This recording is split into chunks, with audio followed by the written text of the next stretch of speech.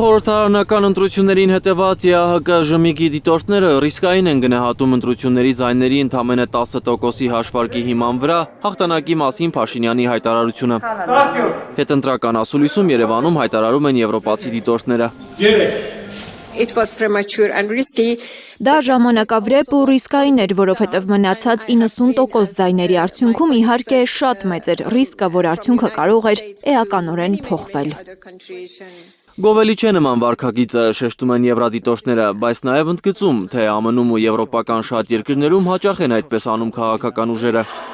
Մեծամասամբ գոհ են ընտրությունների ընթացքից ԵԱՀԿ ԺՄԻԳ դիտորդները։ Խմբի ղեկավարի խոսքով դրանք լավ էին կազմակերպված։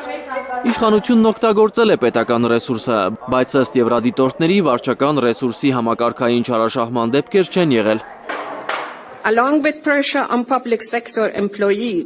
Պետական ապարատի ներկայացուցիչների վրա ճնշումները իշխող կուսակցության կազմակերպած միջոցառումներին մասնակցելու համար, ինչպես նաև այն սոցիալական և տնտեսական միջոցառումները մեծ մտահոգություն են բարձրացնում նախընտրական քարոզարշավի հնարավոր ընտրությունների ազատության հետ կապված։ Ըստ ԵԱՀԿ ներկայացուցիչների, ընտրողների վրա ազդեցություն են ունեցել նաև նախընտրական քարոզարշավի ընթացքում արտաքին ճնշումները։ Մենք տեսանք դեմոկրատական գործընթացների առաջընթացը շեղելու միջազգային չարական փորձեր կիբերհարձակումների և ապատեղեկատվական արշավների միջոցով։